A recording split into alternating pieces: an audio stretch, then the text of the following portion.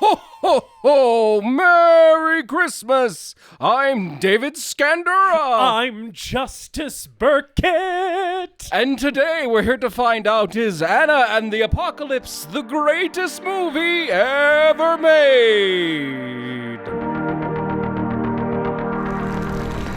Is she pissing? Oh, fine.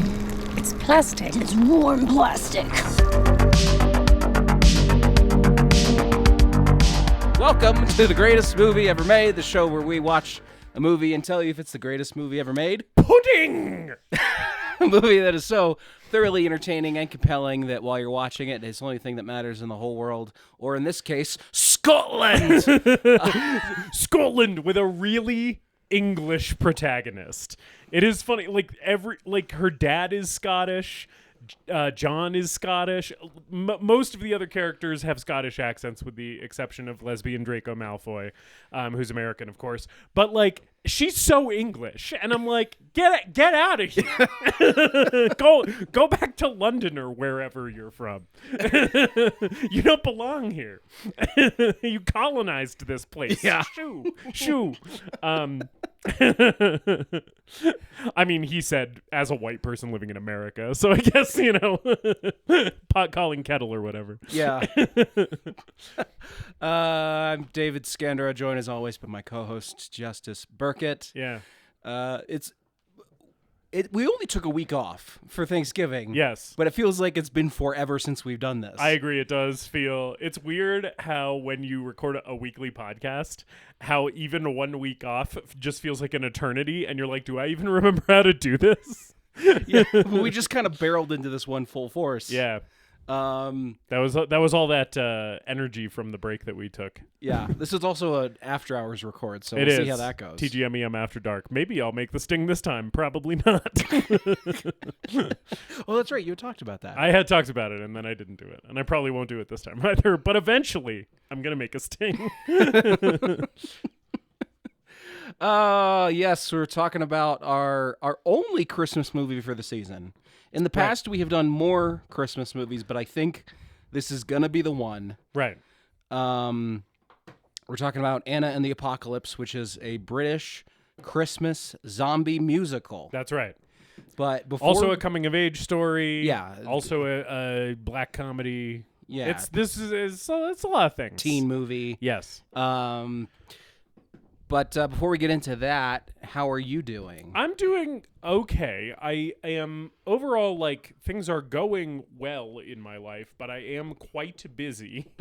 We're opening a show with the Shakespeare Festival, and there's just been a lot of running around, figuratively and sometimes literally. I've been feeling the need to be in two places at once a lot this week, where it's like, it would just be really helpful if I could have a duplicate of myself doing half of the shit I need to do. But I'm good. And the only media recommendation I have is it's Spotify Wrapped today when we are recording this. Spotify, of course, an evil corporation that does not pay its artists and funds fucking military contractors. So fuck them. Go listen to a band that is not on Spotify. You cannot find their music there. A hardcore band called Piss.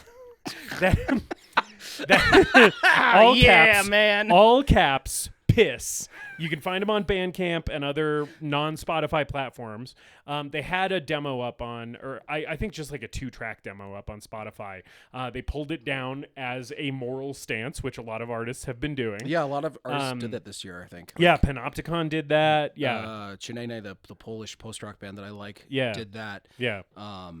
Yeah, it's good because, that company is fucking evil. It's a bad company, and I'm not gonna pretend like I don't still use Spotify. I very much do, because it's a convenient place to stream a lot of the music that I like. Yeah.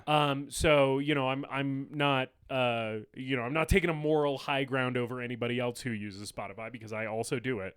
But it's like, it is good and correct to critique the bad behavior of companies even when you still use their services. Yeah, I am thinking, should I use Spotify? Maybe I shouldn't. I only use the free version. Yeah. And I can suffer through it on my phone if I'm out on a walk or in the shower or something. Yeah. And then on my computer, I have enough ad blockers on there that it literally blocks out the ads, and I can still listen to stuff in order. But yeah, go listen to Piss on Bandcamp.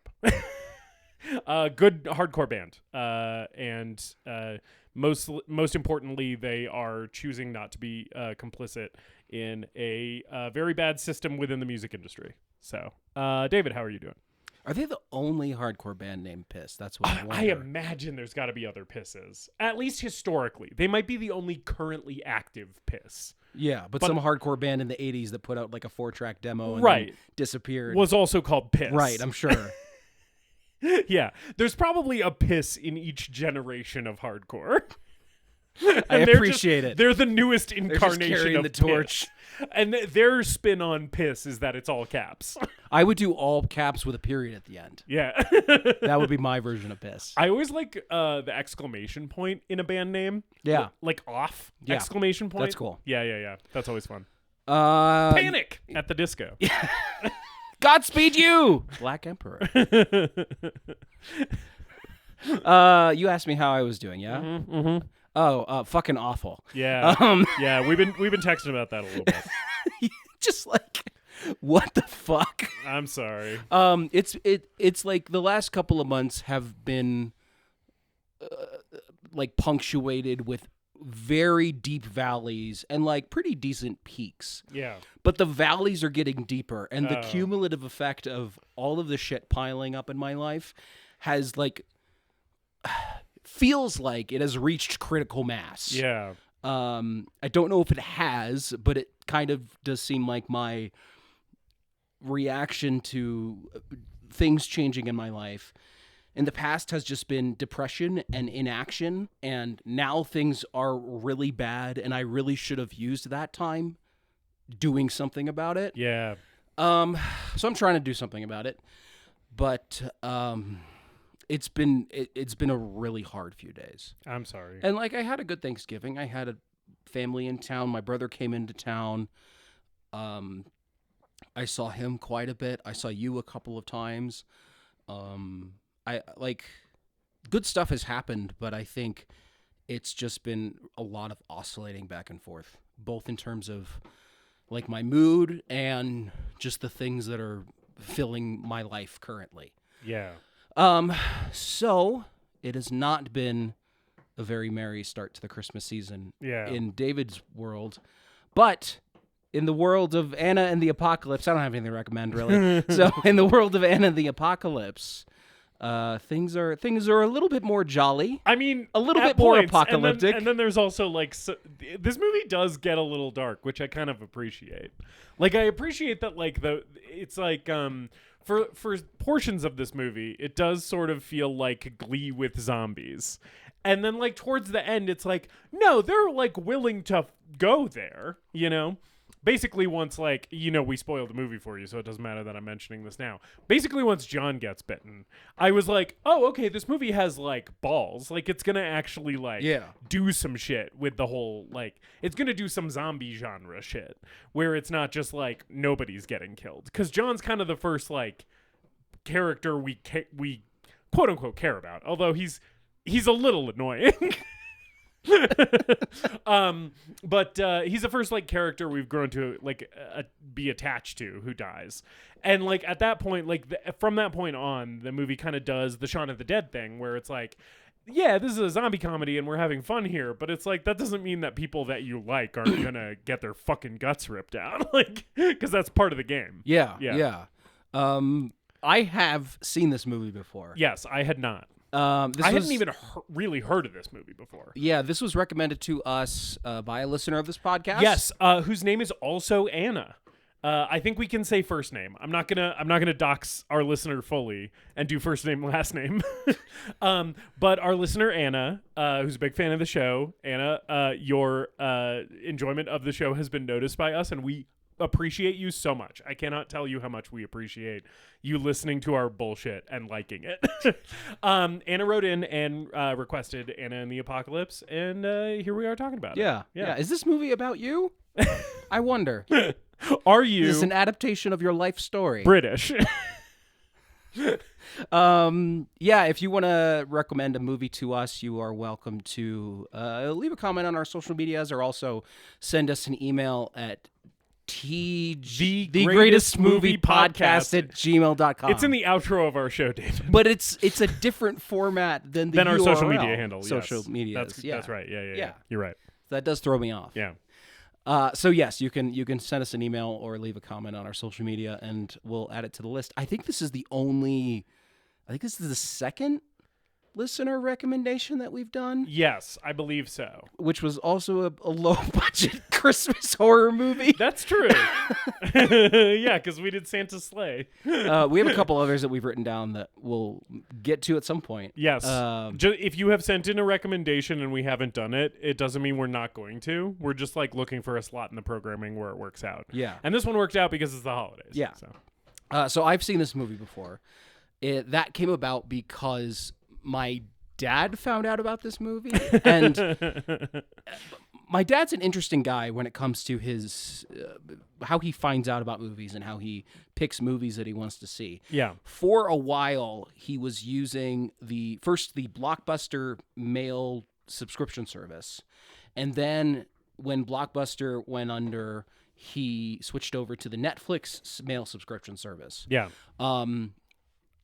And this was one of those that he added to the list because every once in a while there would be just some weird movie that mom and dad had found out about that they added to the list. And I think it took a while for this one to show up. Read about it in an in-flight magazine or something. I think maybe what it was, because he was talking about this to me over Thanksgiving, we had a channel on cable called Access. Yeah. AXS, which did a lot of pop culture stuff. They would do music documentaries and concerts, and also like behind the scenes movie shows and stuff like that. They had a show that was, I think, called Nothing But Trailers, and it was 30 minutes of all Just movie trailers back to back to back, and that's how he found out about movies. Yeah. So I think that's how he found out about this, because I remember him being like, "Oh, I can't wait for Anna and the Apocalypse." And I was like, Dad, what the fuck is this movie? What is that? Like, what are you talking about? You can't wait for what now?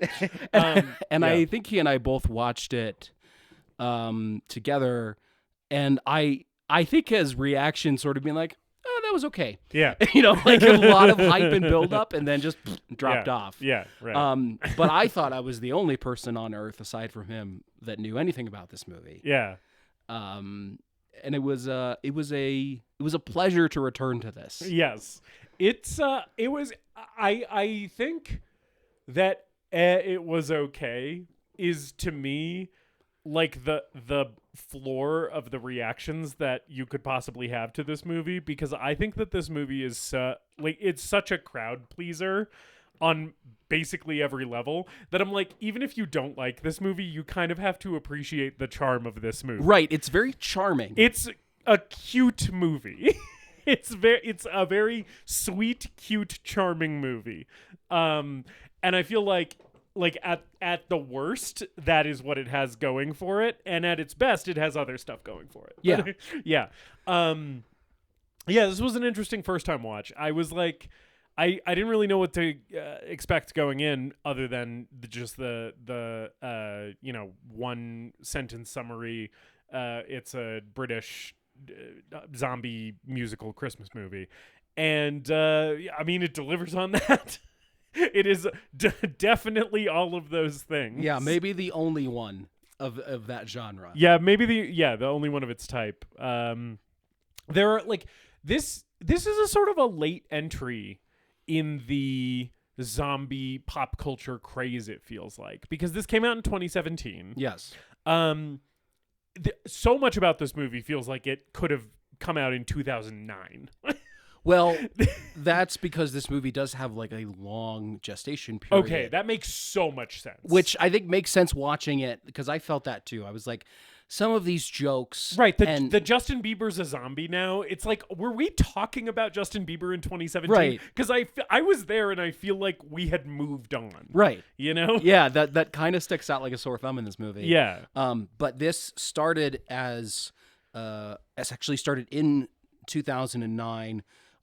Wow, I was right on the money. From a screenwriter Ryan McHenry, who came up with the idea of doing a short film that was a zombie musical inspired by High School Musical and then Rocky Horror Picture Show and zombie movies like Evil Dead and Night of the Living Dead. Yeah.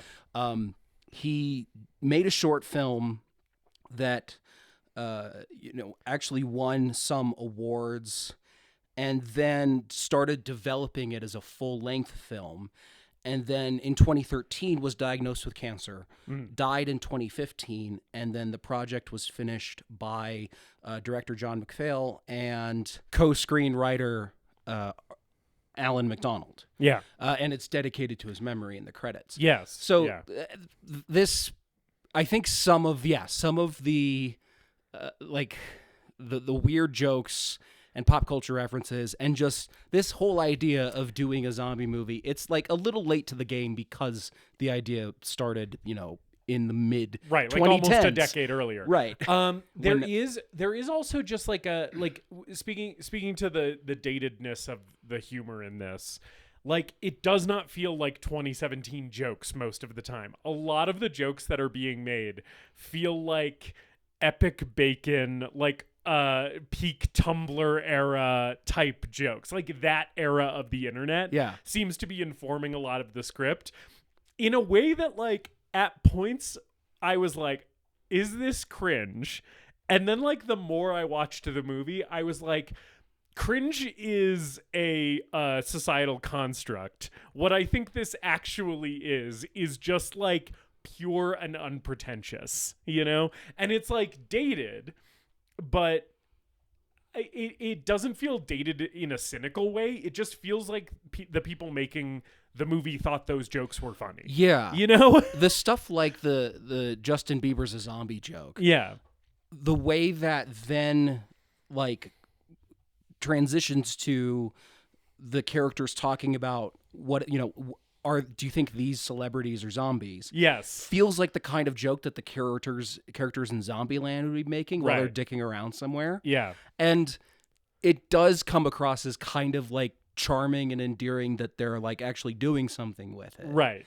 I think like the humor overall, I guess just because we're talking about it, this to me was not a very funny movie, and some of the humor does ring a little hollow. I don't think anything like tripped over and fell on its face. Nothing is either offensive or offensively bad. Oh yeah. In this movie. Oh yeah. There's nothing that's offensive or offensively bad.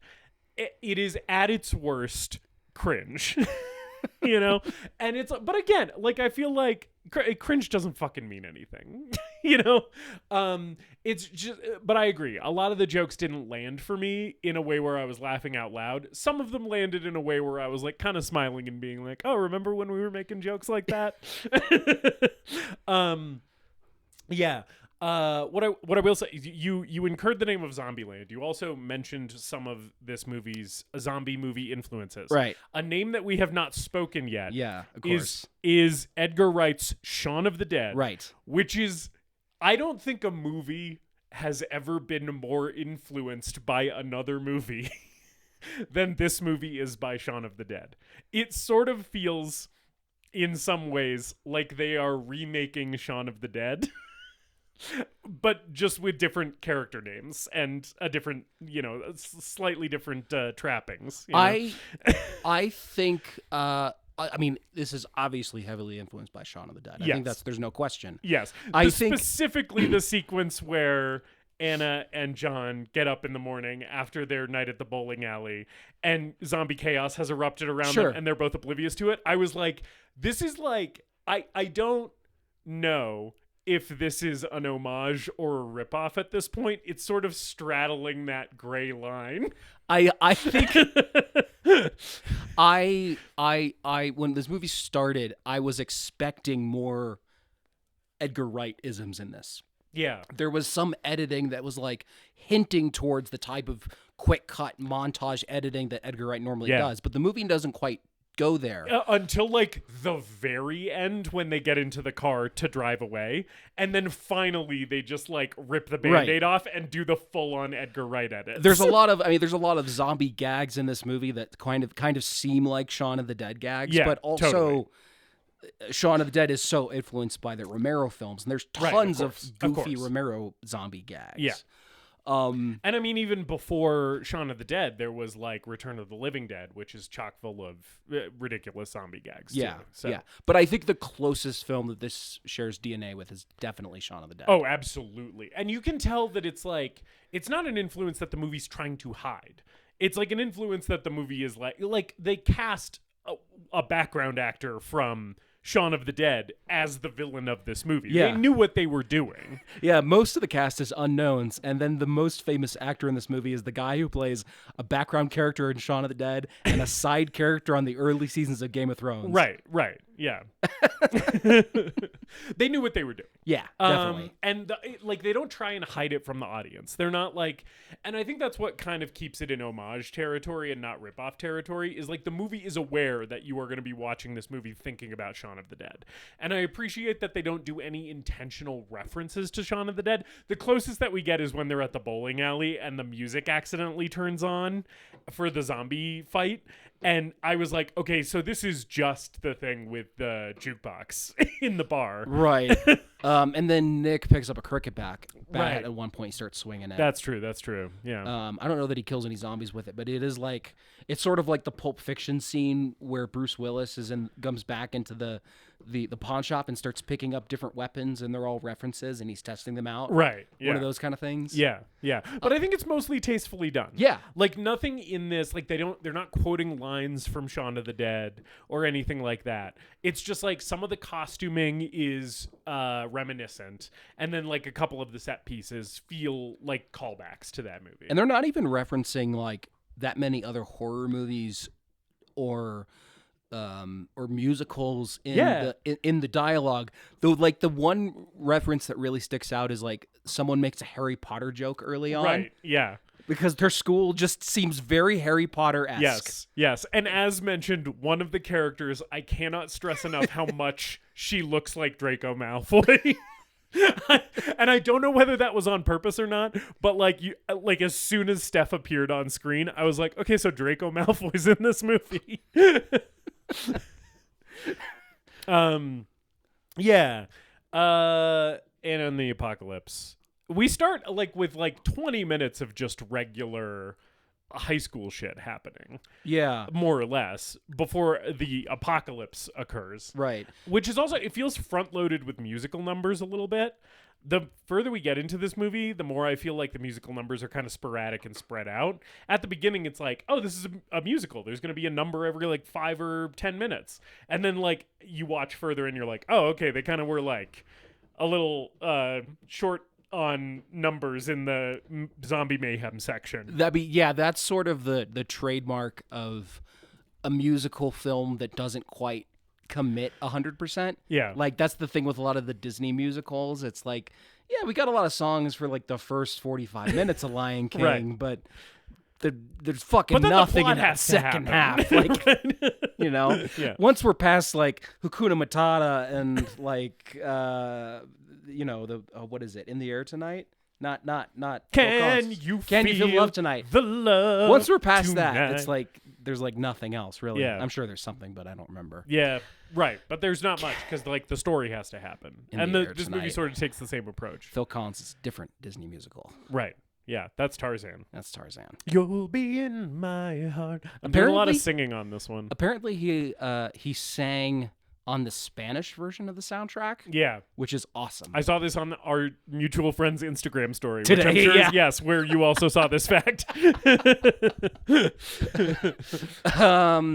Yeah, so Anna is driving to school with her dad, and With her dad and somebody who I initially thought was her boyfriend. This is the character John. Yeah, right? John. Because I was like, okay, Anna's getting a lift to school with her dad and clearly her boyfriend. And throughout the car banter, I was like, this is boyfriend. And then like they get to school and he like goes off to PE, and based on that exchange, I was like, okay, maybe not boyfriend, brother, it took me so long to figure out that John is just a friend. Oh man, I clocked John. I've seen this before, but I forgot everything about it. Yeah. So I clocked John as lovelorn best friend immediately. Also her dad. I was like, fat guy at the beginning of a zombie movie is gonna be a zombie by the end of this movie. Yeah, and it took a lot longer than I thought. it takes quite a while. Yes, I thought this guy was getting zombified in the first act. right. You thought that he was gonna be like the fat Shaun of the Dead zombie, Right? that they had to throw records at or whatever.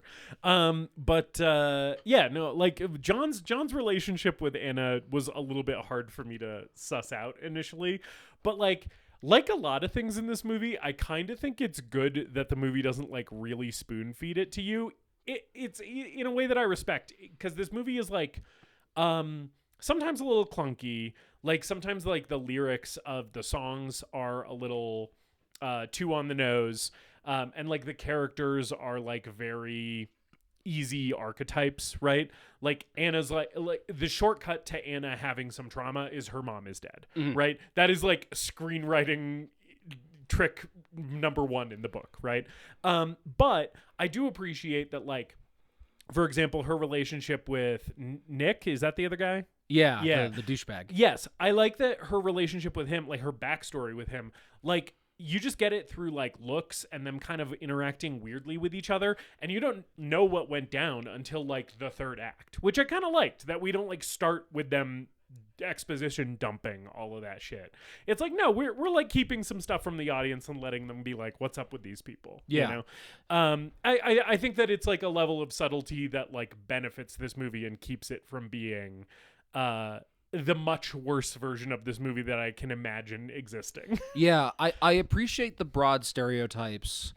You know, the classic evil lesbian, lesbian Draco Malfoy, evil teacher. Yes. Well-meaning fat dad who works as a janitor. Right. You know, like that classic well-worn stuff. But like, my thing is with some of these broad archetypes, even like the friends who are a couple, Chris and Lisa. Yes, the film nerd and the theater nerd who are dating each other. The awkward couple. Which I do like. I do like that the film nerd and the theater nerd are in a relationship, because that feels like the movie sort of commentating on itself. It's like, we're doing a stage musical style movie, right? And so like this couple is what the movie is. Right. You know? Right. For these broad stereotypes, I think the writing occasionally fails them.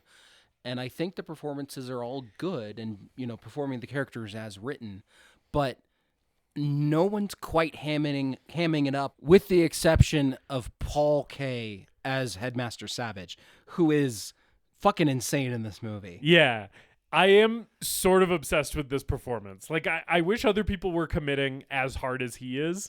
It's good that, like, for the most part, people are kind of delivering like passable, naturalistic performances, you know. But it's like he is just, especially in the third act of this movie, right? Him and his gappy British teeth are just going to town on the scenery in this movie, and by the end I was like, I love this guy. I think he's phenomenal. I was sort of surprised because initially, like early on in the movie, I was like, okay, this is sort of like a Disney Channel or like Hallmark movie level villain performance, where he's like doing kind of a composed British thing, and then he'll like let off one yell to let you kind of see the tension explode, right? And I'm like, cool, he's executing that sort of very easy thing competently. Right. And then like later on I was like, oh, he's like bringing it in a way that he was not before. Well, it's because like he's a very tightly wound little freak. And right. You can tell he's the archetype of the British schoolmaster, which is just a thing we don't have in the US. Right. But it's like you see this in like other examples in movies that we've covered, is like Pink Floyd's The Wall. Like there's like this like tightly wound like fascist educator that is just like a stereotype in Britain. It's like a guy who like gets off on being mean to children a Snape that and are Harry under Potter. his care. Yeah. he's just like a tightly wound freak, but the plot doesn't have much to do with him for most of the runtime until the third act, where it becomes all about him and he gets the chance to let loose. Yes, and he gets like a villain song and everything. When he started singing, I was like, thank God. Yeah. Thank God the music has come back. And this guy gets to finally like let us know what he thinks. He is like the guy. I love the guy in a zombie movie where the apocalypse happens and he's like, finally, I'm free to be my true self. Right. Like fucking Merle Dixon in The Walking Dead, right? It's like, oh, this is what I've been waiting for. Now I just get to be me. Yeah. Which is what his song's about. He's like, I'm finally free now. I can be the fucking fascist freak I've always wanted to be. Yeah. Yeah. The opening of the movie, we get a lot of school stuff. We also get as much school stuff as we get. I think we get twice as many studio logos. Not to be the CinemaSins guy, but I did want to point out that there are like 12 logos. Well, at the top this of this movie was made for a fucking nickel. So like, that's true. Lots of people had to chip in. Yeah, and they all got a logo. Yeah, of course they did. Also, we get a title card, and the title card comes with a sound effect that I could have sworn the Substance stole. It is kind of a Substance war when the title card comes up. Oh, okay, yeah. But yeah, lots of school stuff. We meet our cast of characters. Yeah, one joke that I really liked from the beginning is she runs into Nick, and this is like our first real interaction with him. Yeah. She runs into Nick in a hallway, and she calls him a child, and he's like, yeah, sexy child. And then he like thinks about it for a second. And he's like, wait, Yeah. I didn't know. Yeah. Which I like that joke too, and I also like that kind of sets the tone for Nick's character, where it's like he's playing the like tough jock douchebag, but actually there is like a little bit of a he's like embarrassing himself in front of her from the jump, and it's like, yeah, he's not that cool. Like he is kind of like, this is sort of a charade that he's putting on. It's a mask that he's putting on. Big fish in small pond, right? Of energy. Yeah. And we get a couple musical numbers here. I think the big one from this is Hollywood Ending, when they're all dancing in the cafeteria. Yes, I do like the Hollywood Ending number. It did have me thinking this is very Glee, but it's also like, I didn't watch a lot of Glee. I caught it occasionally when it was on, like, before a show that I was actually watching when I was in high school. You don't have to do that. You can be loud and proud. I'm not if I was this a Gleek, is a safe space. Hey, I've been very open about my love for Riverdale. If I was a Gleek, I would tell you. Right. Yeah, that's true. But I caught episodes of Glee occasionally, sort of unintentionally. And a thing that I can say about that show, which I never really enjoyed that much when I did see any of it, is that like the singing and the choreography is very good. It's very polished. And it's like maybe too polished at times. And I feel like that's maybe a little bit, not a complaint, but just a thing that I have a hard time squaring in this movie with some of its other elements, like its low budget horror aesthetic, right?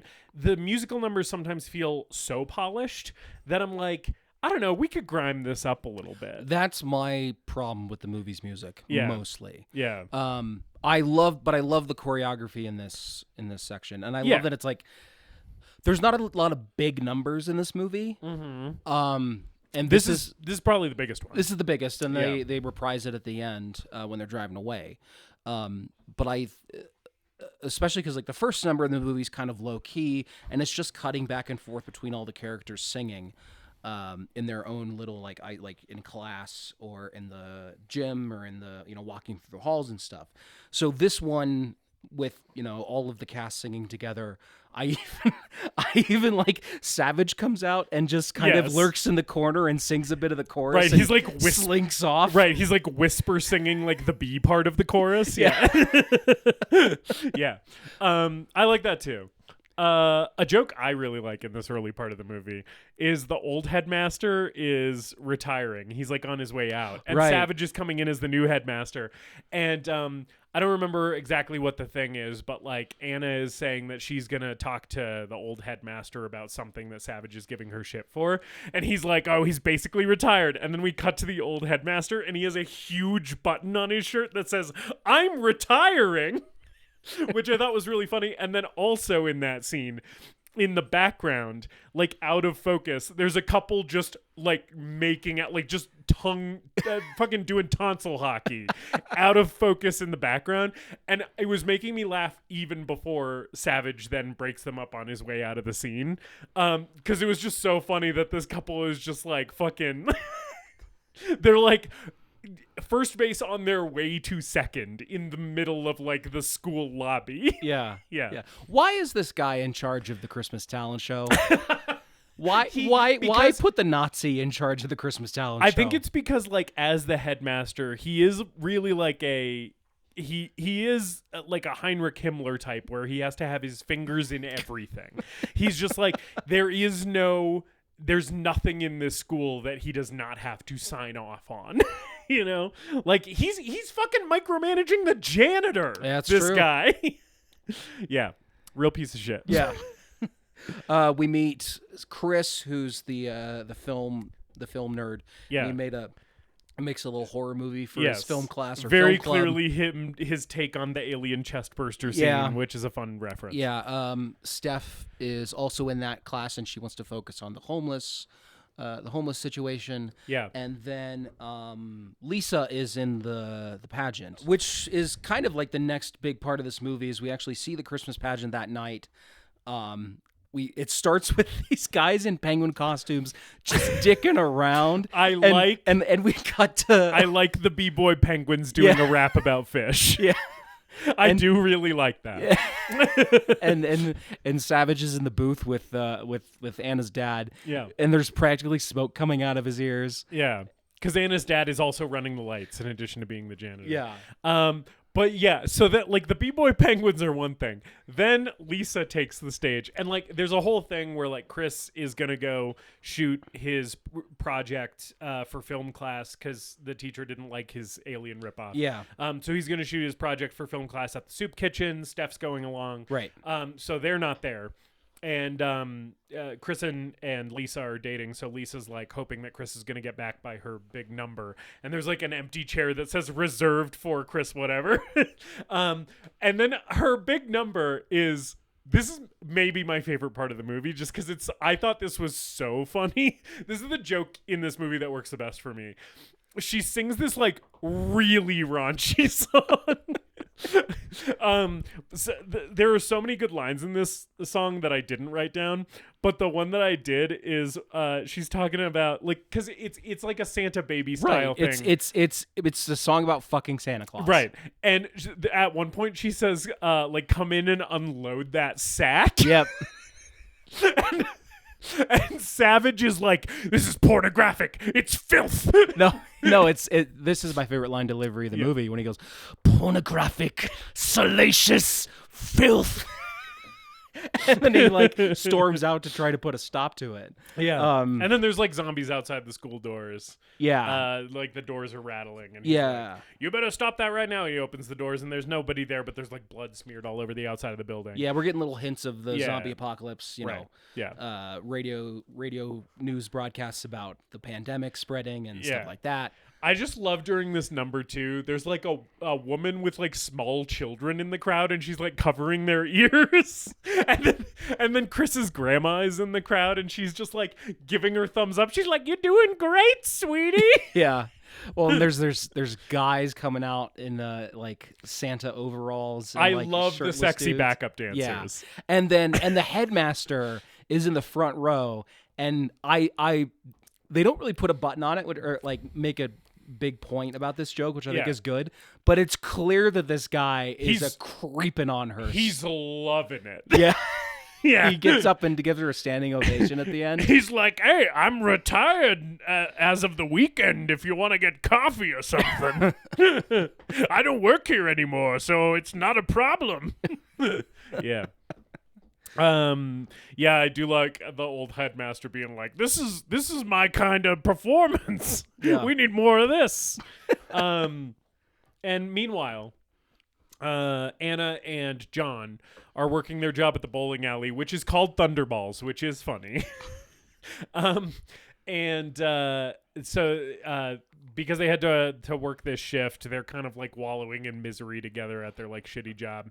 Anna's got dreams of like traveling the world instead of going to uni. Yeah. I I expected this movie to be more British, yeah. and uni was the only like big Britishism that really stood out to me. Well, it's Scotland, you know. They Yeah, don't, that's true. They don't make as much of a fucking I think thing about it. I as think the I didn't English do. realize it was Scotland until the end of the movie. Like I Yeah. caught a few Scottish accents. Yeah, right. And it is funny because like Anna's dad has a Scottish accent.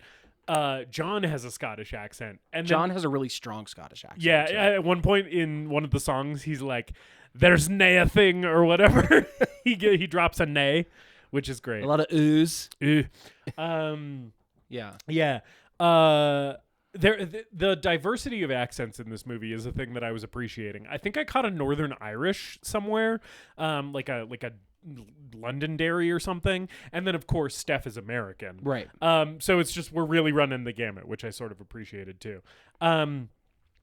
But yeah, so they're working their shitty little job. Anna's dreaming of traveling and seeing the world, and John is just like fucking pining for this girl who is just.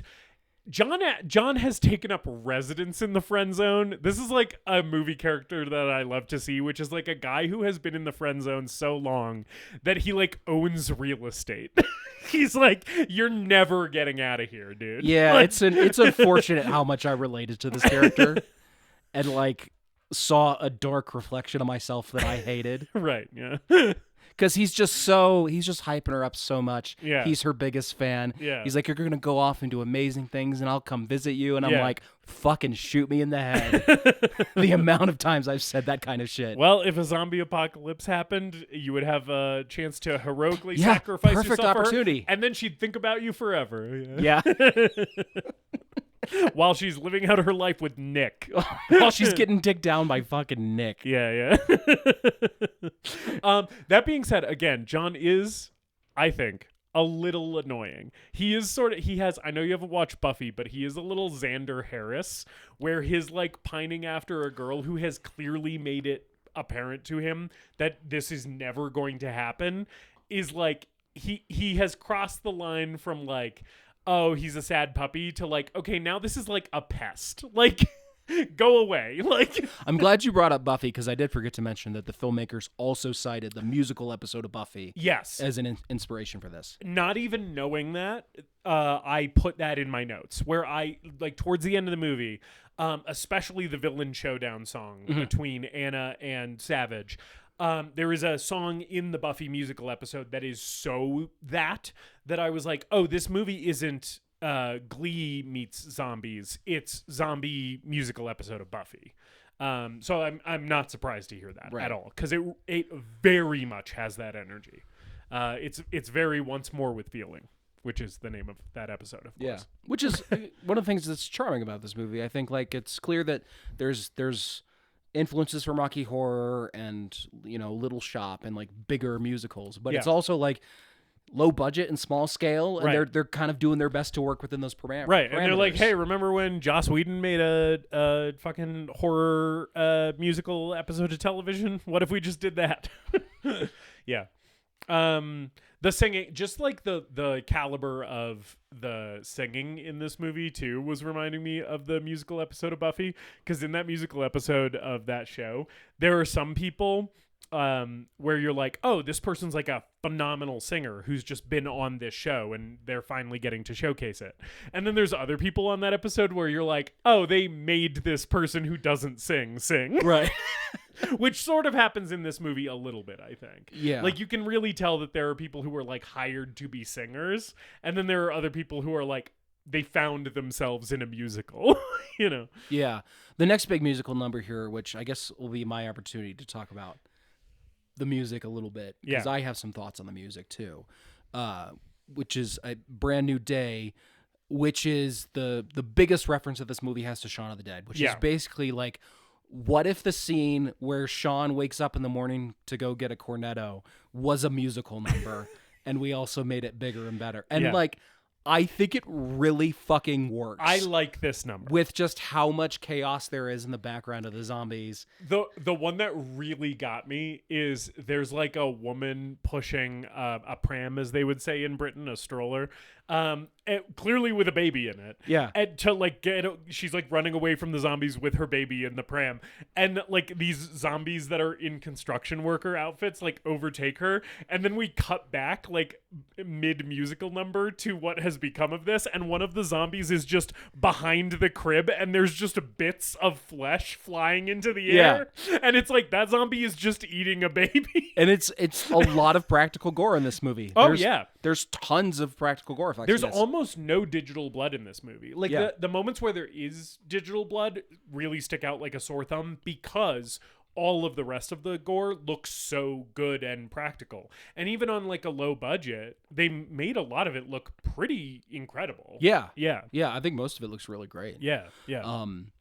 But as in terms of the music and the musical sequences, this is my favorite in the movie for a couple of reasons. It's one of the songs where the kind of clean production and clean singing production and just like the quality of the voice yeah. works for the sequence. Right, because it works as a joke. Yeah. In contrast to all the visuals. And yeah. a lot of the lyrics in the movie are kind of a little generic, and the characters are expressing their emotions, but they're kind of almost too broad. We don't get a lot of like really like personal songs in this. But here it is basically just like, it's a brand new day, everything's so happy and good. Right. And I'm gonna get a fresh start. Right. Yeah, Like, I'm so excited for my life, and it's like zombie mayhem. right. It contrasts, like Yeah. how cheesy the song is contrasts with the zombie mayhem. I would have loved more musical sequences and songs that were based around the fact that it's Christmas and there are zombies. Yes. That's I like, agree. I think that's a big failing of this movie, is like, we have some Christmas songs that were written for this, but none that ever really cross over into the musical portion of the film or the zombie portion of the film. And also, this is a zombie action sequence or a zombie horror sequence that's integrated with the music, and we don't get a lot of those either. I think that is why this one is the strongest, is because yes, like this leaves you wanting more of this from the movie, and then the movie doesn't really ever hit this again, where it like seamlessly blends all of its like disparate elements in a way that like works as a joke. Yeah. You know. But a thing that I do like about this movie is that I think even though we lose sight of the Christmas movie of it all a little bit in like the songs and even like the narrative, as we move forward, I think visually Christmas is always kind of at the forefront here in a way that I like, and in a way that was like sort of reminding me, in a weird way, even though these movies are like totally aesthetically different, of like Black Christmas, right? Where it's like Black Christmas isn't about Christmas. It's just set at Christmas, and everywhere you go, there's just fucking decorations and lights and shit.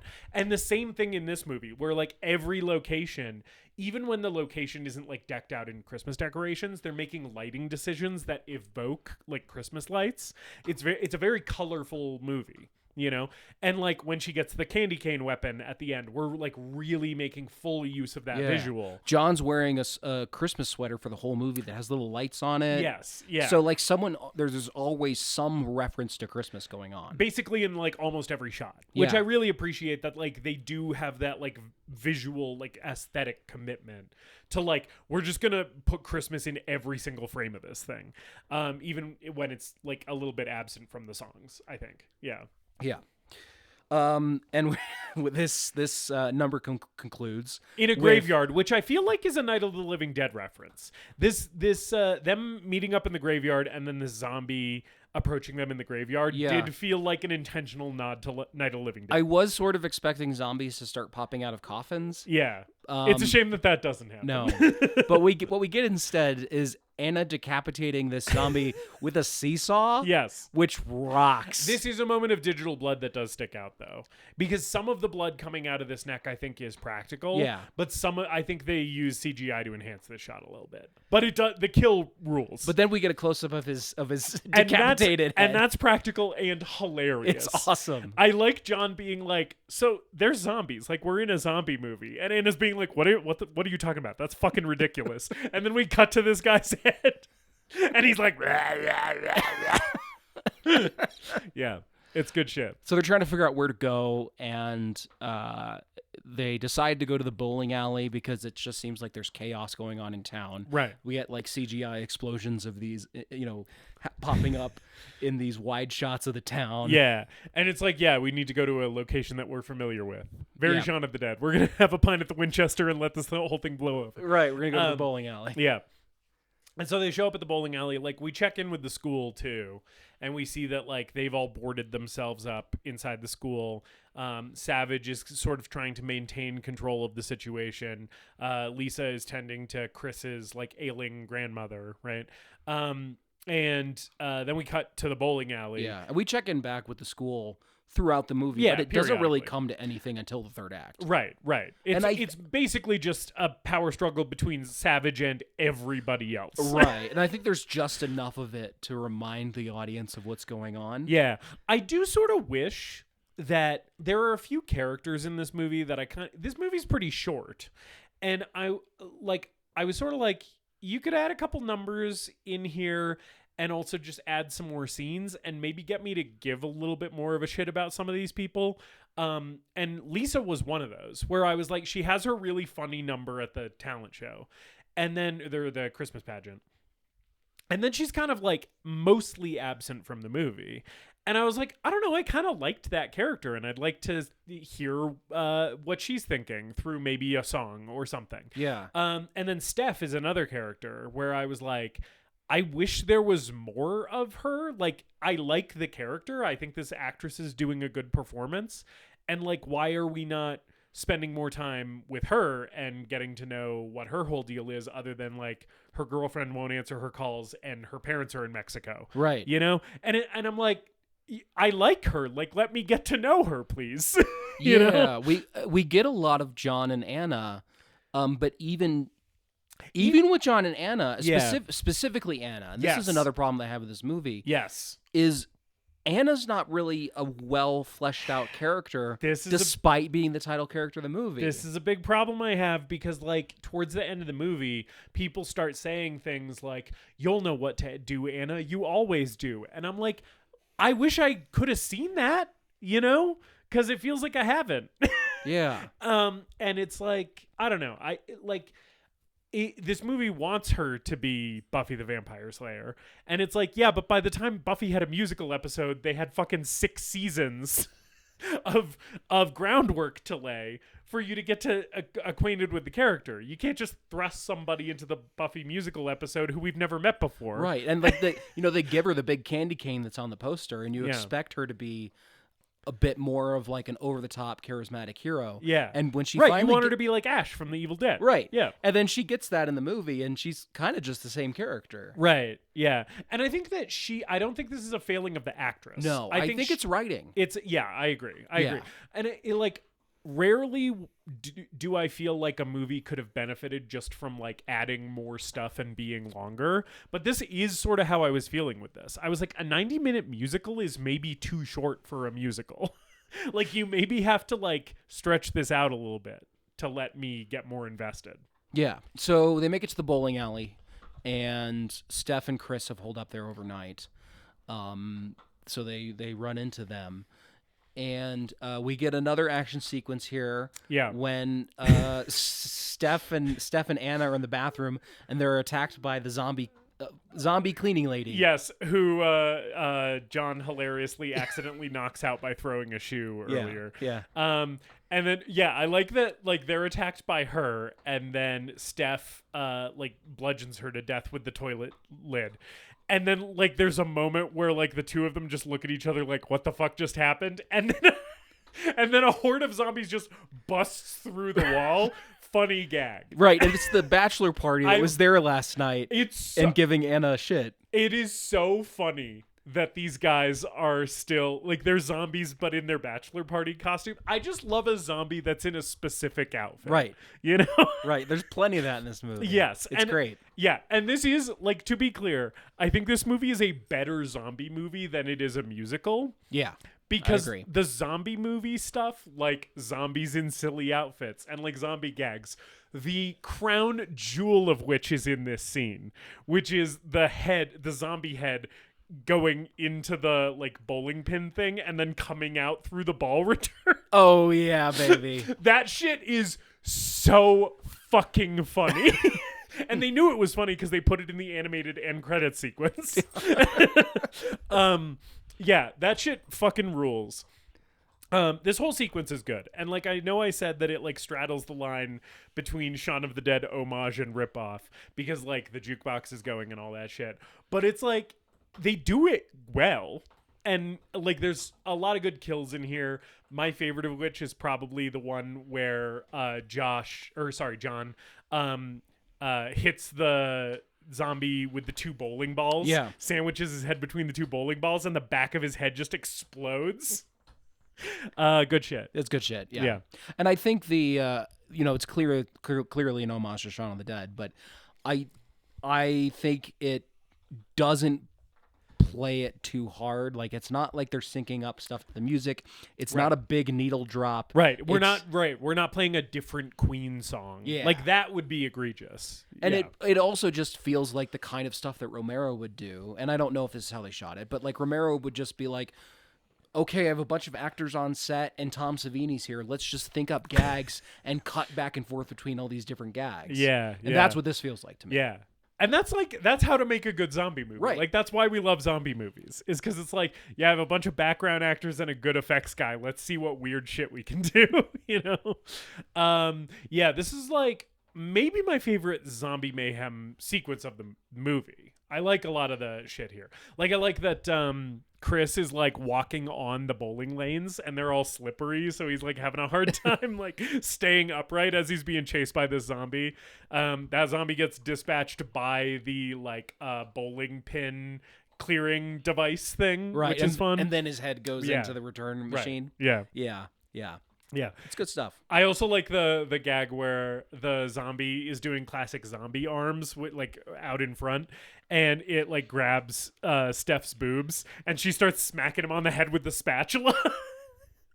Yeah. Yeah, and then she shoves it in his mouth and turns around and like he just opened a blood pack in his mouth and it's like really simple stuff. Yeah. It's cool. Yeah. It's cool. It's fun. I think the back-to-back of the previous song and the bowling alley is kind of like the high point of the movie for me. Yeah. And then things kind of immediately go downhill with the song about technology. I am going to disagree with you on that. Okay. I kind of liked this number. I agree that it's not as good as the things that came immediately before it. Yeah. I sort of like the somber song about like I just need to hear a human voice as they're watching the world be destroyed outside because it started the ball rolling on a thing that I think this movie does successfully enough, which is like have a bigger point, you know? And like one thing that I was thinking is this song would have gone so fucking hard in 2020.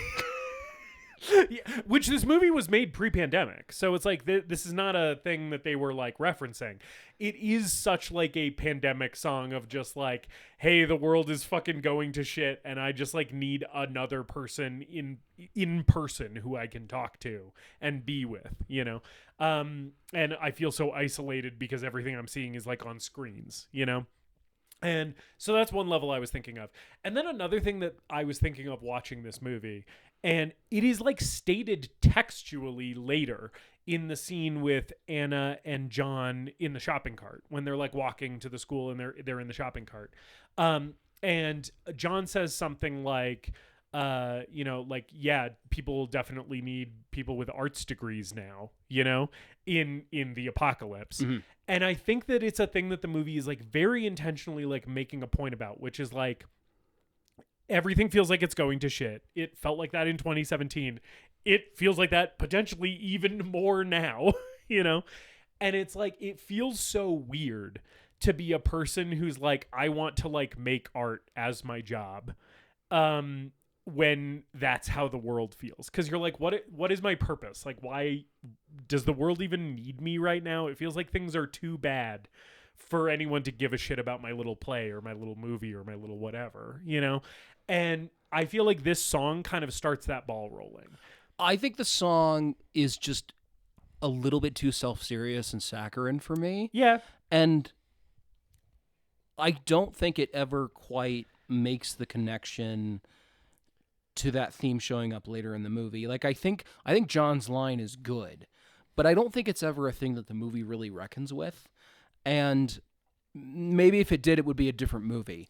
But it's one of those things that makes it feel so 2017 that it kind of feels like the filmmakers are like, oh, well, society is now so connected by social media. What, you know, works. So we're going to write a song about it for our zombie movie.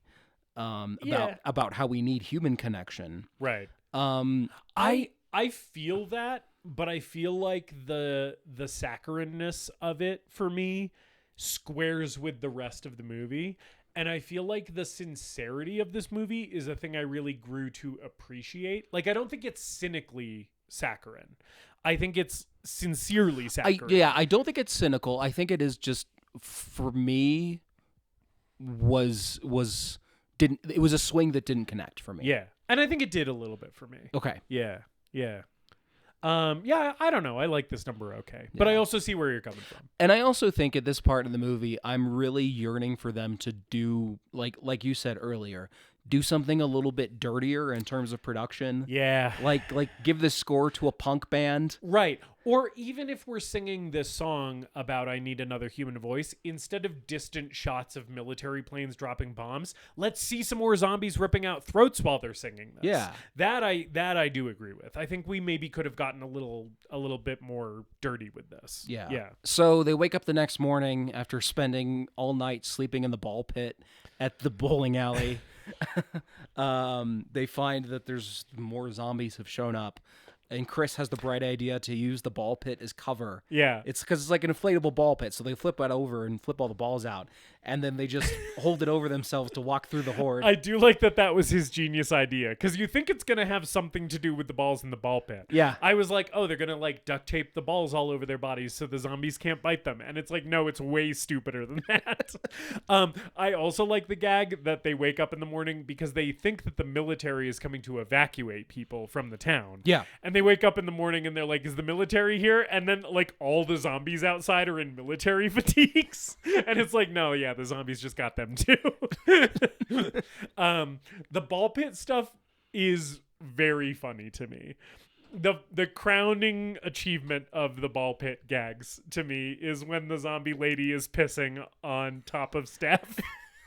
Because a zombie lady like sits down, she's just like taking a load off on top of the ball pit, and it's like right on where Steph is like crouched underneath it, and she's like, then like Chris like takes a picture outside to see what's going on his phone, and he like looks at it and he's like, yeah, there's a lady sitting on your face, and then you hear like her start to piss, and she's like, is she pissing?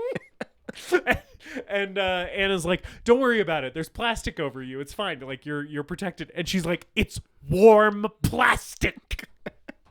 Which really made me laugh. I think it was a funny joke that was maybe just like drawn out a little too much. I liked it, but I am also a person with like a sensory thing when it comes to wet plastic. That part of the joke's really good though. Yeah. It's warm plastic. It's warm plastic. That was also a moment where I was like, there should just be more Steph in this movie. Why is she just like a character that we're cutting to for an occasional line? Where's her fucking number? Yeah, and like performance-wise, I think she's one of the better actors in the movie too. I would agree with that. Yeah. Yeah. So they wandered by an old folks home. Yeah. So there's a bunch of Old people old people zombies, Yeah. which are fun. Yeah. And they're like surrounded, and then they get rescued by Nick and his hooligans. Yeah, Nick and his apocalypse gang. Yeah. And then they have a number about killing zombies, which is like, I would say this number for me is like 60% totally passable. Yeah. And 40% like maybe we're making some decisions we shouldn't have, like the falsetto at the end of the chorus. Yeah, where I'm just he's like, not the strongest singer. We could have roughed this one up a bit. I'm like, man, like Yeah. we maybe could have just kept it in the one octave that you can sing in. We don't need to be octave shifting here. And like, this is for a song about killing zombies. They are killing zombies in this scene. Yeah. But Nick is just sort of singing it as he like walks around like he's a cool guy during Yeah. the whole scene, which does kind of work. Like this is clearly about like toxic masculinity in the Right. zombie apocalypse. Yes. But like, you could It's a proto 28 years later, if you will. sure. No, yeah, that was a joke. I know. When it comes to zombie killing, he's the top of his class, though, which Yeah. is a line that did stick with me. There's a few earworms in here. Yeah. I will admit. But I feel like it was another opportunity to make a bigger zombie action sequence around a musical number. Yeah. It is also sort of like some of the more of the numbers in this movie are also kind of rock forward, but this is the most like rock opera type number in the whole movie. Yeah. And it kind of got me wishing that like some of the other songs rocked a little harder. Yeah. I feel like I would argue that Repo the Genetic Opera, a movie that we have both seen, is a worse movie than this. I think Repo is less good than Anna and the Apocalypse. It's maybe more entertaining, but I think it's less good. But I will say I think the music in Repo gets the tone of the movie better than the music in this movie gets the tone of this movie. You know? Yeah. If we're just broadly comparing Anna and Repo, I feel like it's not a bad comparison. No. They're both horror musicals. I'm not saying it is. Yeah. I was thinking about this on the way over because I think I probably have similar opinions on them in terms of quality, but I think I enjoy Repo more. But and Repo has that thing where it's like it has moments where you're like, oh, this is legitimately something, and then the rest of the movie is kind of so bad it's good. Because the thing is, like, Repo, I think Anna and the Apocalypse has a bit of a problem committing. Yeah. That is not a problem with Repo. No, Repo commits to a fault. Yeah. You don't hire Bill Moseley unless you're interested in committing. We're going to make a science fiction horror opera, and by opera we mean almost every line of dialogue in this film will be sung. Whether that's a good idea or not. And we're hiring Anthony Stewart Head because we saw him sing in the Buffy musical episode. And the girl from Spy Which is Kids, the- can she sing? Don't fucking worry about it. Here, look, here's Paris Hilton. Yes. Grave robber. I watched, during Halloween, I watched The Devil's Carnival, Yeah. which is another musical written by Terrence Zundich, who Oh, did Repo, God. and directed by Darren Bousman, who Yeah. did the Saw movies and Repo. Yeah. So it's a short film, and then they did a full-length sequel, and I just watched the short film. Yeah. But it's, instead of, like, bad industrial rock and opera, it's bad dark cabaret music. Oh, no. It is rough. Oh. It's a movie that commits maybe even harder than Repo the Genetic Opera, but it lands, like, much less than that one does. Ouch. It was kind of bewildering, Yeah. but also a little excruciating too. Based on the fact that the creative team behind Repo is behind this, I am not surprised that it's bewildering. Yeah. Because Repo is also at times bewildering. Yeah.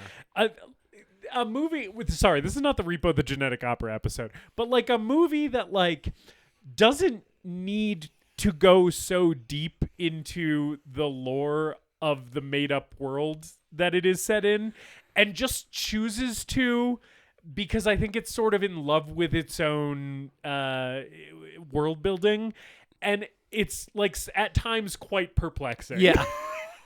Where you're like, you didn't need to put in all this bullshit. That's another movie that my dad loves. Repo. He loves, well, like, I don't know if he loves it, but he's amused by it. Yeah. I'm amused by it. Yeah, certainly. Because I discovered it in high school because a friend in theater class Yeah.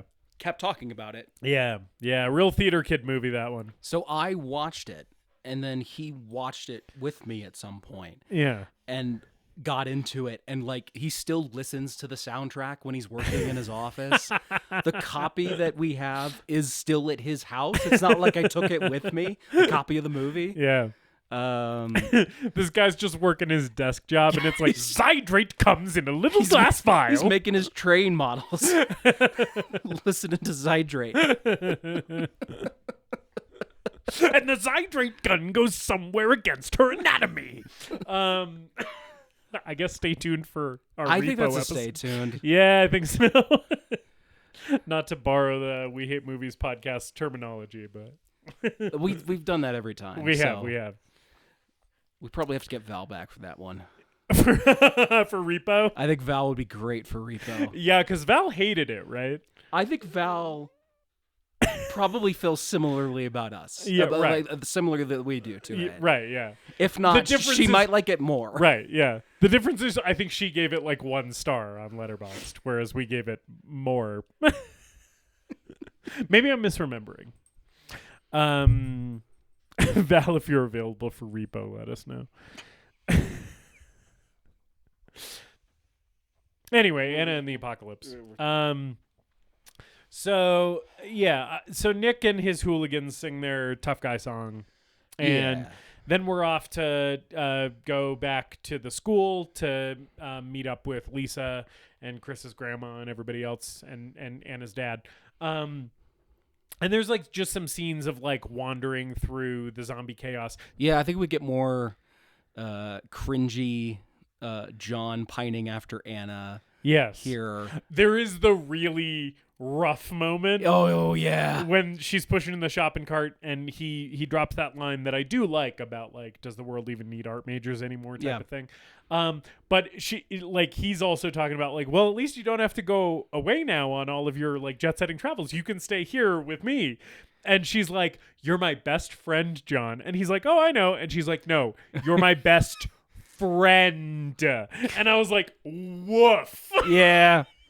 That is rough. Yeah, I've been there. That is It's a difficult trench to be in. it's a hard place to be. Like I see sort of both sides of this, because it's like I've been in a long-term relationship for many years, as listeners to this podcast know, but it's like I'm not unfamiliar with the friend zone. Like I was there at points in my life prior to that. And it's like having been there, but also like now being a man in my early 30s who's been in a relationship for 10 years, it's like I can kind of sympathize with both points of view, where it's like it's rough to like be in love with someone who like only views you as a friend, and also it is rough when your friend won't stop fucking harping on the fact that they want to have sex with you. Like that's annoying. But you do see why, and this movie doesn't make a big point of it, which I think is fine. I think this is enough. Yeah. You do see why Anna is still friends with him, though. Yeah, and still cares about him. Right, because unlike Xander Harris from Buffy, this guy does have some redeeming qualities. Yeah. Like he is sort of funny. He's brave when it counts, and he's like sensitive. He's like the emotional straight boy that she can kind of, get along with. Yeah. But like for me, who's someone who has been that guy in many situations, and like I've still experienced it relatively recently, although I think I have a degree of more maturity now. Right. If this younger version of myself like stepped through the time portal, I'm reaching for the shotgun. like it's not worth it, man. This is just like my looper, like if 23-year-old David steps through the time portal, only one of us is sticking around, buddy. We're all going to hell tonight. Although if I kill my younger self, even in my own time, does that mean that I'm now dead? I don't know. How does it work in Looper? I guess it's the other way around in Looper. Well, because it's the main character in Looper is the younger one. I don't know. I've never seen Looper. I don't know. We don't have to talk about it. It's fine. I derailed us. No, it's fine. The next big thing here is they go through the Christmas tree nursery. Yes. We also, around here, we also check in at the school, and this is where things have really started going south, because, shit's pretty bleak at the school, and people have started to lay down the law with Savage. They're, not putting up with his pencil-pushing bureaucracy shit anymore. Yeah. There is a line that I wanted to call out that happens in the school, which is Lisa is tending to Chris's ailing grandmother, and she's talking about hey, we need to get her some help. We need to, we at least need to get her some extra blankets or something. She's trying to take care of this old woman, and Savage is saying what we're living through right now is civilization on the edge. And he's like, what do you think happens in civilization on the edge? And Lisa says, we help each other. And Savage says, we prioritize, which is a moment in this movie where I was like, okay, Anna and the Apocalypse, you're actually saying something with a degree of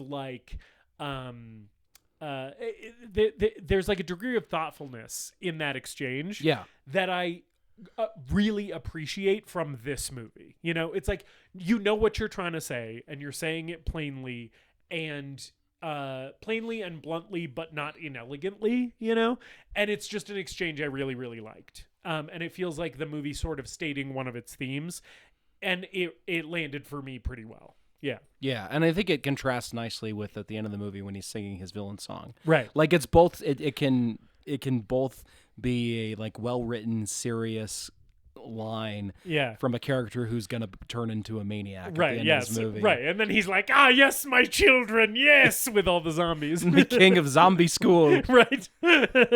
Finally, all of my students do what I want when I blow my little whistle. In the same way that this movie recognizes that, it also recognizes that we get 10 of these characters entering the Christmas tree nursery. Yeah.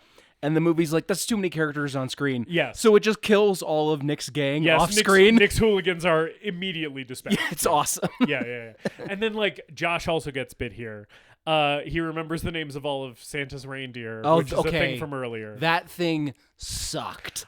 I was sort of thinking, though, do British people know the names of Santa's reindeer in the same way Americans do? Yeah, do they know the song? Yeah. Because I sort of feel like Americans are weird about Christmas in a way that British people aren't. Well, I mean, we're indoctrinated on Christmas from a very early age. Yeah. Specifically the secular stuff. Yes. And British people also are big on Christmas, but I feel not really in the same way. I feel Christmas music is maybe not as much of a thing in Britain. So I can sort of believe that a medium-sized Scottish town would be full of people who don't know all the names of Santa's reindeer. It was another moment where it's clear that John's trying to flirt with her. Right. Whenever they're talking about Santa's right. reindeer. He's all of the other reindeer. And yeah. Again, I've done some shameful things to try to win the affection of a woman. Debasing yourself for a woman who has made it clear she'll never be into you. I don't think I've ever sunk to this level. Yeah. But yeah, he gets bitten.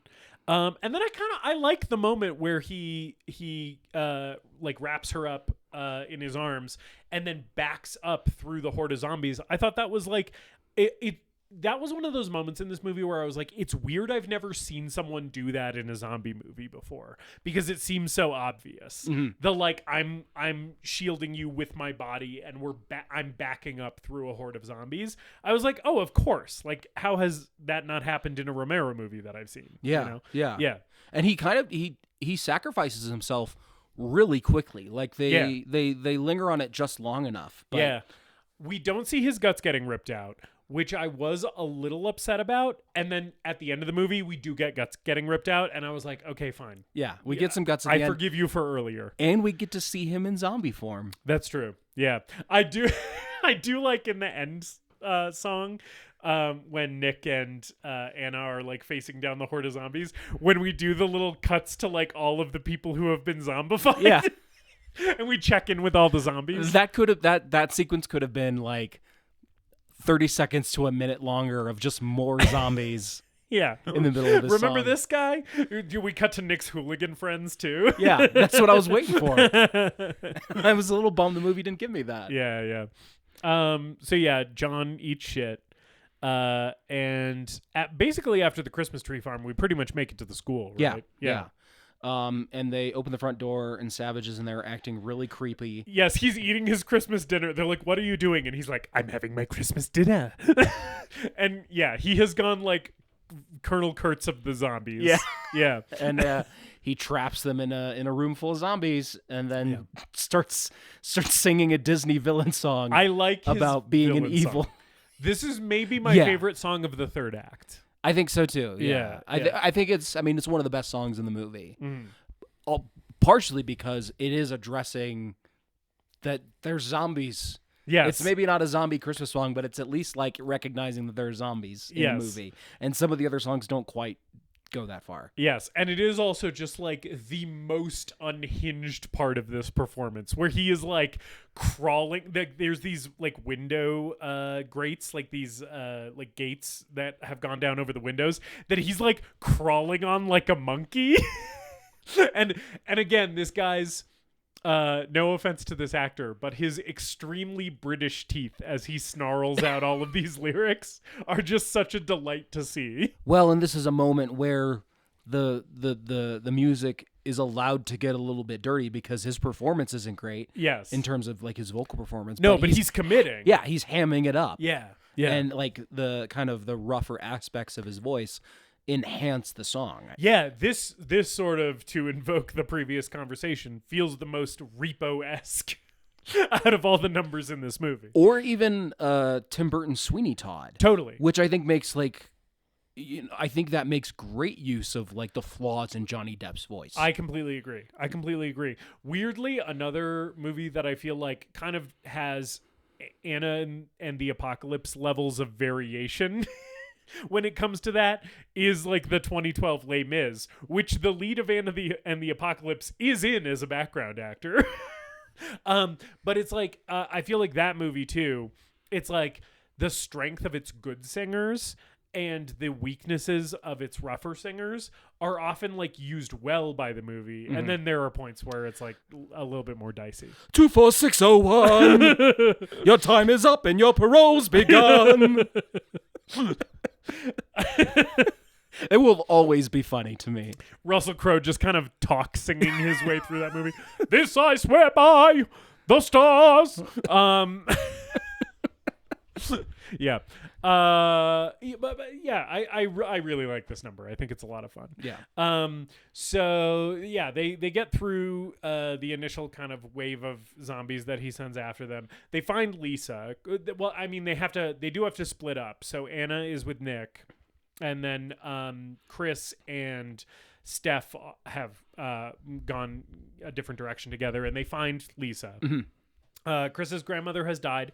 This is kind of like a nice little somber moment with this character who's not really in the movie. Yeah, I was yearning for zombie grandma. I did think that there was going to be a jump scare when he went down to be like, goodbye, grandma, or whatever, where she was going to get up and be like, "Mah!" That may have been too easy, but I really would have liked zombie grandma. I think it's kind of good that it doesn't happen. Yeah. And that we do get a little bit of like a serious moment, because those also happen in like Shaun of the Dead.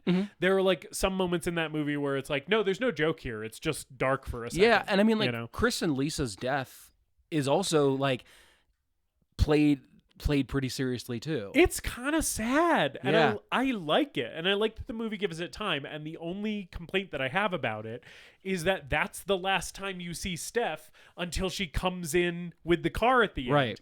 And I'm like, give me more of this character, please. Why are you sidelining her for the climax of the movie? I like her.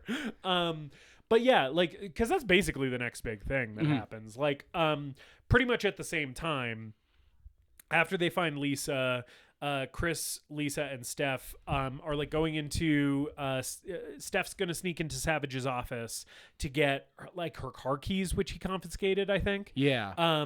And so she's like doing that, and like pretty much simultaneously to that, Nick and Anna are like cornered by some zombies. First, they have a little heart to heart about like the backstory of their relationship, which is basically they hooked up and dated a little bit, and then when things started to get serious, Nick basically dumped Anna and moved on.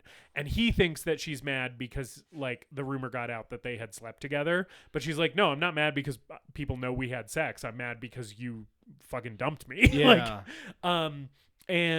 Then he has his whole thing about how he had to kill his dad when his dad got zombified, which is like a fine moment that is acted competently enough by this actor. It just comes in a little bit too little too late for me to care about this character. I don't think we need to be redeeming Nick in the third act, Yeah. honestly. And if we're going to do it, make it a bigger moment. Yeah. And I think I like agree. he does quote unquote sacrifice himself here. He comes back, but you think he's dead. Yeah. I think if there was an even more powerful moment with him, I think that would have made him, have a stronger character arc at the end. I do like him reprising "When it comes to zombie killing, I'm the top of my class" when he's like gonna sacrifice himself. Yeah, it is a funny little thing. That he just like sings a line from the song earlier.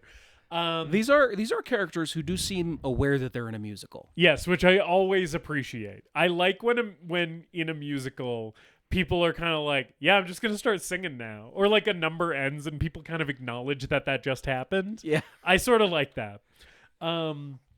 But yeah, so while that's happening, around the same time, Steph is sneaking into Savage's office, and this is where like things go south. Basically, they're distracting the zombies with like a video. It's Chris's film project that he'd been shooting.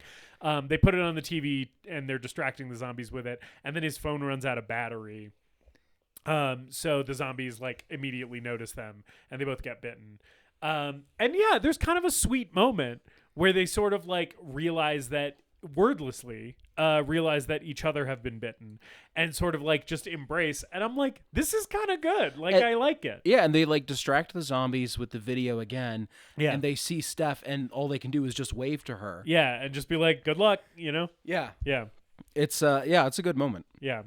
And there's also been all this stuff with Chris and Steph about how like Steph's whole all of her attachments are to people who are outside of this community. Like her parents are in Mexico, her girlfriend is back in the United States. So it's like there's been stuff with Chris and her where clearly this is happening all over the world. They've been seeing the news that this is like a global thing. And Chris makes a comment to her where he's like, do you even think like your girlfriend and your parents are still alive? Like you probably know that they're dead.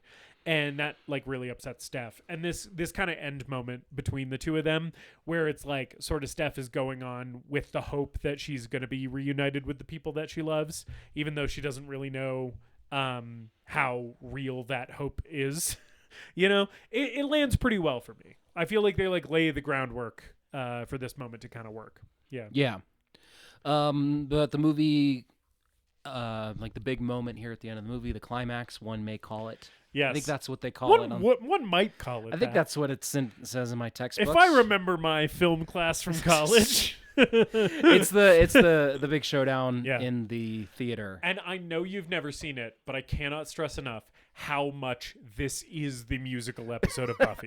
The number that she sings where she's basically like, I'm taking the stage, I'm taking a stand or whatever, and he's like doing his little villain dance with his top hat and shit. This is like fully ripped from the musical episode of Buffy. Okay. Yeah. It works. It really works for me. It works for me in that TV episode, and it works for me here. I thought it was delightful. Yeah. Yeah. Because this movie does a good job of having of blending the different characters' voices and coming up with harmonies and stuff like that. Yeah. But a lot of the musical numbers are kind of just songs. Yeah. And this one feels like it's like an exchange between the characters. Yeah, and there's like some fun choreography with her fighting off zombies with her big candy cane while she's singing and stuff. Yeah, I do sort of wish that there was a little bit more like zombie-centric mayhem here. Yeah. Like, her choreography as, like, dance is fun, but it's like the zombies are sort of background, and I'm like, we could forefront a little bit more of the, like, practical gore that we saw earlier. Yeah, I think the zombie gore and the action definitely takes a back seat in the second half. Yeah. And that's a problem. Like, we still have fun moments with the zombies and fun zombie costumes and stuff like that. Yeah. And, like, we get a few Santa zombies here and there, which is Yeah. always fun. But the action and the gore and the gags is definitely front loaded in this Yeah. movie. And here at the end, like, for the big final number, or it's not the final number, but like the big climactic number of the film, I would like a little bit more. I like seeing Savage get disemboweled. I would love it if we just had more fucking rotted sausages and pig meat and stuff that we're tearing out of this guy. That's my note too, because it's like we don't get to see John get ripped apart earlier. That's okay because we get to see it with Savage. But when we see it with Savage, it's sort of like a shot from kind of far away, and like the gore looks good, but I'm like, I don't know, man. I want to see fingers going into that tummy and ripping the flesh asunder like in the best Romero movies. And it doesn't quite get there, and it leaves me wanting a little bit. Yeah, you know? yeah. It doesn't have to be No. as good as the Romero movies because it's, that's a hard comparison to make. But Yeah. like, just like give me a little bit more. A little more. Just would give have me a been little nice. more, yeah. I would have liked it if there were 2 more shots of zombies ripping his guts out. I do like that Anna knocks him into the crowd of zombies with the like the star prop on, Yes. or the piece of scenery Which was set up earlier. Yeah. As if earlier in the movie that they were like, hey, someone's gonna get knocked into a bunch of zombies with this Right, later. Chekhov's fly system. Yeah. Yeah, and I like for a second he's crowd surfing on the zombies and he's like, yes, my children, basically. And then they start like ripping at him and he's like, oh no. Yeah. So he dies. Savage had tied up Anna's dad, and as just like a villain move, he's tied up with Christmas lights, which is a nice touch. And so then Anna's dad and Anna are reunited, and then immediately he's like, "Oh, but I also got bit too, so Yeah. I'm gonna turn into a fat guy zombie." As David predicted. I want to see him as a zombie though. Yeah. I would have liked it, and it's not in the montage. No, He's he just drops the phone in the montage. Yeah. He's like clearly in the process of being zombified, but we don't get to see full zombie Tony. yeah. Yeah. Nick comes in and he rescues her Yeah. as they have a tearful goodbye, and I really like her dad saying "Merry Christmas, Anna." Yeah. She's like, "Merry Christmas, Dad." Yeah. I also like his like little thing to her where he's basically like, you could never disappoint me, because earlier he's giving her shit for Yeah. not wanting to go to uni and stuff, and then Nick shows up and he's like, don't care much for your boyfriend though. But yeah, so then they escape, but then they find themselves cornered outside the school by like a horde of zombies. And then this is where like the last number of the movie happens. And this number I think is okay. The thing that I like about it is the zombie montage, number 1. Yeah. I like that we check in with all the zombified characters. There is a moment that I actually kind of found genuinely heartbreaking. I did not cry at Anna and the Apocalypse, but there is a moment that I found sort of genuinely pretty wrenching here, which is like zombified Lisa and Chris in the room with the TV, Yeah. staggering past each other, and their fingers just brush for like a moment, and then they like keep staggering in opposite directions, and I'm like, that's actually so sad. And then I also like that right after that, Lisa staggers as a zombie on beat to the song, which is fun. Mm-hmm. And then the other thing I like about this moment of this movie is it does feel like the movie sort of committing to that like darker side of its tone. And the lyrics of the song are very much like, as long as I'm alive, as long as I'm breathing, I'm going to have hope. But like the visuals of what's happening really contrast with those lyrics in a nice way, right?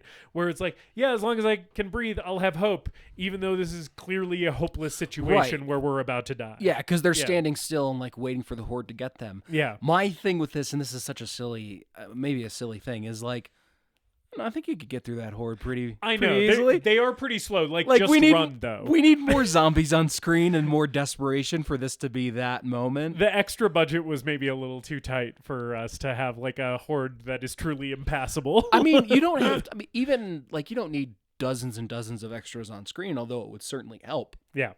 Just find a different scenario, plan your shots creatively, Right, like make a use tighter of the hallway. extras that you have. Yeah. And have this moment. And also like especially because we need more songs that are referencing Christmas in this. Give it a little, and it's about hope. Right. What is Christmas about? Hope. Yeah. Give a little bit more of a Christmas edge to A little that bit song. more of a Christmas twist. Yeah. Yeah. I agree with that. But yeah, so they sing this little number, and then it is very funny that Steph like rolls in the car, and the movie treats it as like, you forgot about her, didn't you? Because literally during the montage of the song, we check in with every other character in the entire movie except Steph. So I'm like, clearly Steph is gonna come save them. Like, there is no way that when this song ends, that's not immediately what happens. And it is funny that the movie sort of treats it as like, because she rolls up and she's like, boom, saved your ass or whatever. And it's like, yeah, I saw that coming as soon as they started singing the song. Yeah, plowing through zombies in her little Fiat or whatever it is. Yeah. But they get in, we get the Edgar Wright edits, and they roll away. And I kind of like the end. I like the end of the movie where we reprise the Hollywood ending song, the No Hollywood Endings. Mm-hmm. And also it's just like a moment where like I think Steph is like, you know, where to? And all of them kind of don't have an answer. They're all just kind of like, I don't fucking know. We're living through a zombie apocalypse. Yeah, it's kind of a weirdly ambiguous ending for this movie that almost feels like something they would do in the 28 Days Later movies. Yeah. And I like it. I like it as an ending. Yeah. And then a big banner that says Merry Christmas flies through the sky, and it like flies across the screen, and then there's a Santa zombie jump scare. And I'm not going to lie, that jump scare got me pretty good. Oh, wow. Because there are no other jump scares in this movie. Yeah. It is basically completely devoid of jump scares. So I was like, this is the end of the movie. And I was not expecting the movie to deploy its only jump scare at the very end. So I was kind of like, oh, fuck. It got me in the same way Carrie got me. Because Okay. Carrie does the same thing where there's no jump scares. And then right before credits, they're like, we have one. Yeah. Yeah, John's death is almost a jump scare. Almost, but it's but not like, quite. not really. Yeah. It's sort of funny how he's like singing a song or whatever and no, he's not He's singing. naming the reindeer. Naming the reindeer. Yeah. And he's making these big broad gestures, and then just the zombie around the corner bites him in the hand. Yeah. And then we have, I would venture to say, a delightful, whimsical animated end credit sequence. One of the highlights of the film for me. I really enjoyed this animated end credit sequence. I love an animated. Normally they're an opening credits thing, but yeah, I thought this was great. I like the art style. It like revisits a lot of the moments of the movie. Like we see that head come out of the ball return at the bowling alley and shit again. I liked it a lot. I thought it was fun. Yeah. And then when like we cut out of the animated credit sequence, it's the B-boy penguin rap. Penguin rap. We get the full penguin rap. Yeah. That's Anna and the Apocalypse. Yes. Oh, Merry Christmas to all, and to all, good night. David. David, is Anna and the Apocalypse the greatest movie ever made?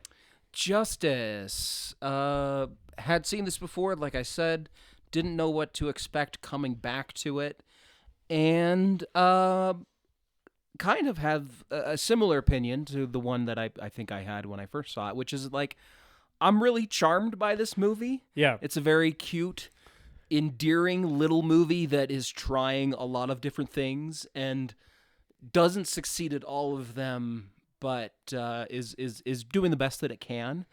I think the problems with this movie are script and characters, and some more. I really need some more commitment here. I think the songs are competent when they could be like just a lot more fun. Yeah. With better more organic instrumentation and some more fun over the top performances from the singers. And just like some stronger writing to blend all of the different genres of this film together. The zombie aspect of this film, I think, is done pretty well. I just would love more gore and zombie gags because the ones that are already here are great. Yeah. And it sort of sucks that we lose that for the second half. Yeah. And it's a low budget film that definitely shows that it's a low budget film. And I think I am maybe less forgiving of modern low budget movies that have that problem compared to older ones. This is the thing I was thinking about while watching this movie, actually, is it's like, if there was a movie like this that was made in the 80s, would I be more on its side? And like, is that a failing on my end, you know? Yeah, I don't know. Even I was thinking about this with like The Void, which is like a relatively recent low budget body horror movie. And like, it has some really, really great gore effects in that, but the whole thing does kind of feel too cheap with modern, the modern filmmaking techniques that it's using, despite being a low budget movie. And I'm like, would that be better in the 80s? Right. Yeah. It's a thing that I think about with The Void, specifically contrasted against Prince of Darkness, which I think is like not a dissimilar movie in like structure and tone. And it's like, why do I like Prince of Darkness so much better? Is it just because it was made in the 80s by a guy whose name I know, you know? Maybe we're bringing this up because I don't think we've covered a movie with this type of low budget that's this recent. Yeah. I think most of our recent stuff has been higher budget films. Yeah. But like, like I watched this on Tubi, and compared to some of the other low budget films I've watched on Tubi, I feel like the modern ones just kind of pale in comparison to the older ones. Yeah. All of that to say, long kind of rambly verdict. I really like this movie. It's really fun and creative, and I had a lot of fun watching it. I think it is maybe a little bit too flawed for me. So I don't think it's the greatest movie ever made, but I think it was a fun little bright start to the Christmas season, and definitely got me out of the funk that I've been in the last few weeks a little bit. So had a good time with it. Justice. Is Anna and the Apocalypse the greatest movie ever made? David, I feel very similarly to you about this movie, so I'm not going to like repeat too many of the same points. What I think I have to add to what you've already said is I think that this movie is, I think a thing that I really respect about this movie and really appreciate about this movie is its sincerity and its heart. Yeah. It feels like it feels so uncynical. And it feels like this is not a movie that they made because they thought they could make money by capitalizing on the zombie trend or musical theater or whatever. It feels like they made this movie this way because this is the movie they wanted to make, you know? And I'm always more forgiving of the flaws of movies like that, where I can like sort of feel the integrity of the artists behind it, whether the decisions they make totally work for me or not. And there are definitely decisions in this movie that don't fully work for me.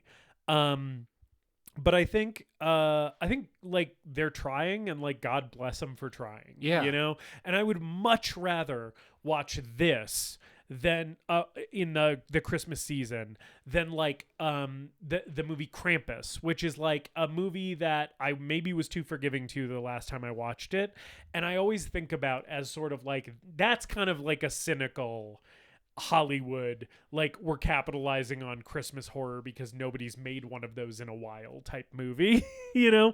And it's like that movie has like no balls and is basically bloodless. And it's like this, by contrast, feels like it's like made as like a passion project by some people who like wanted to do this thing. Yeah, I feel like we've had a real dearth of good genre Christmas movies recently. Yeah, and like this one's as recent as 2017, which is like now almost a decade in the rear view, and it's like maybe the most recent example we have. Don't say that. But yeah, we're all just we're marching toward the grave unrelentingly. Aren't we? Time continues to pass.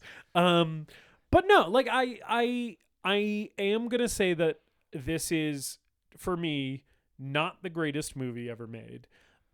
Because similarly to you, I think some of its flaws are just a little bit too apparent for me to quite get there with it. And again, like I kind of think if this had been longer and had just done more of the stuff I liked, then like it might have gotten there. But what I will say is, if you have never seen this movie and you're looking for a new film to add to your holiday rotation, you could do so much worse than Anna and the Apocalypse, because this movie, despite its flaws, is one thing consistently throughout, and that is fun. Like, it is so fun to watch this movie. And I just feel like that sort of objective of this movie succeeds pretty well. Despite its shortcomings and like its occasional cringe, or its occasional like cheapness, it has a lot of heart, and it is just a ball to watch. Yeah, I mean, like, they set out to make a Christmas zombie musical, and the degrees to which it accomplishes those things, I think, are up for debate. But like, they did make one. Right. Yeah. And it's like pretty successful at being that. Yeah. Yeah. And also, I think this movie is just a great endorsement of the idea that you don't have to cast famous people to get good performances in your movie too. Because I feel like this cast is like full of like very competent performances from actors who have done almost nothing else. Yeah. And it's like, yeah, just fucking cast people who are good. Like, not just to save money, but because you can just get good performances out of people that you've never seen before. So thank you, Anna, for recommending this movie. Sorry, both David and I said no. This happened on Santa's Sleigh too, right? Where it was recommended and it was a no from both of us. This is a better movie than Santa's Sleigh, though. Oh yeah, oh yeah. I would like Santa's Sleigh is a lot of fun, but like this movie is like competently made. Thank you, Anna. Thanks for recommending this film. I was really glad that we watched it. And if you want to recommend a movie, leave us a message on our social media or send us an email at thegreatestmoviepodcast@gmail.com. I got it right this time. You did. Next week, we're watching another wintry genre film that has a clunky genre name. We're watching the cannibal horror western Ravenous. Yes. This is one that you and I have been talking about for a while, because I knew that it was a movie about cannibals with Robert Carlyle in it. I think Guy Pearce is in it too. Yes. Neither of us have seen this movie. No, I wanted to for a while. Yeah, we're going to like, be going back into Centurion territory where it's just like, neither of us have seen this. We're just going to fucking figure it out. And it's been on and off the docket for a couple of times, I think. Yeah. Because it always comes up during winter when it's like, what else could we watch? Yeah. But we're doing it this year. We're doing for Ravenous. Real. We're doing Ravenous. Yeah. So tune in next week for Ravenous. Until then, please continue to show us love on social media and whatnot. Rate us, review us, and follow us, etc. And until next week, as always, you keep taking this. Sorry, it's didn't okay mean to steal it from you. No, it's all right. You didn't steal it. It's just fun that you're taking. I had been letting you do it for a while, but I'm like, what if I do it? Yeah. What if I end this shit? End the show, Justice. All right. Later, dipshits!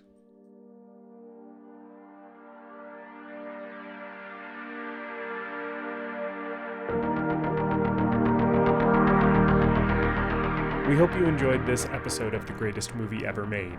Please remember to leave us a rating and a review, and to subscribe to the show wherever you listen.